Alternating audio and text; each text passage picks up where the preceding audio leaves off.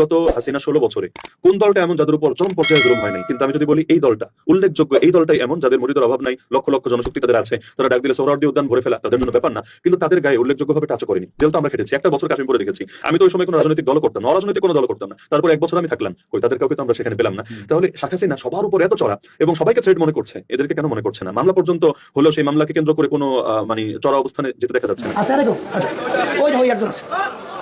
এদেরকে নিয়ে উপরে পাটা নাইয়া কেন্দ্রীয় নেতাদেরকে ওরা বলছে হুজুর যে মারা মারছে হুজুর আমরা তো বাইসে যাবো বলতে পারি। একজনে সেদিনকার বলতেছে হুজুর থানার ভিতরে নিয়ে আমার রংপুর আরে পেলাস দিয়ে টাইনা টেনে ফেলাই দিছে। আমরা বারবার বলছি যে খোদার কসম করে বলছি, আওয়ামী লীগের দালালি দূরের কথা, বাংলাদেশের ভিতরে আওয়ামী লীগের বিরুদ্ধে যত প্রোগ্রাম যত বক্তব্য যাহা কিছু আমাদের বাইরে করছে কারা বলে আপনাকে ভিতরে কেস করে নাই, আপনাকে বিভিন্ন মাহফিল অনুষ্ঠান এগুলো করতে দেয়। এই আমাদের কেন্দ্রীয় নেতারা ছাত্র আন্দোলনের একসঙ্গে অফিসে ঢুকিয়া বিনা অপরাধে আওয়ামী লীগের সময় ওদেরকে ধৈর্য নিয়া উপরে পা টানাইয়া এই আছে দায়িত্বশীল আছে আরে আচ্ছা ওই একজন আছে, এদেরকে নিয়ে উপরে পা টানাইয়া কেন্দ্রীয় নেতাদেরকে ওরা বলছে হুজুর যে মারা মারছে হুজুর আমরা তো বাইসে যাবো বলতে পারি। একজনে সেদিনকার বলতেছে হুজুর থানার ভিতরে নিয়ে আমার রংপুর আরে পেলাস দিয়ে টাইনা টেনে ফেলাই দিছে। সেদিনকার কান দেওয়ার বলে হুজুর এখন আমি ঠিক করে দাঁড়াইতে পারি না।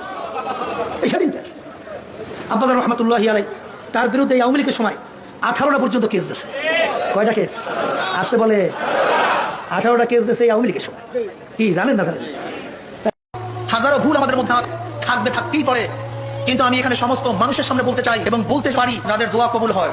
আমি সবার কাছে দোয়া চাই, আমরা যদি আওয়ামী লীগের দালাল হয়ে থাকি, দিনে তাদের বিরুদ্ধে কথা বলে রাত্রে যদি তাদের সাথে হাতাহাত করে থাকি, তা আল্লাহ পাক যেন এই দুনিয়ার মধ্যে আমাদেরকে গজব দিয়ে ধ্বংস করে ফেলেন। সবাই বলেন আল্লাহুম্মা আমিন, সবাই বলেন আল্লাহুম্মা আমিন। কিন্তু যারা এই অপবাদ দেয় আমি তাদের জন্য দোয়া চাই, আল্লাহ পাক যেন তাদেরকে পরিপূর্ণ হেদায়েত দিয়ে দেন। সবাই যদি এই চিন্তাই করেন যে আওয়ামী লীগকে বাদ দিয়ে বিএনপিকে ক্ষমতায় বসাতে হবে, বিএনপিকে বাদ দিয়ে আওয়ামী লীগকে ক্ষমতায় বসাতে হবে, যদি চিন্তার দৌড় এই পর্যন্তই হয়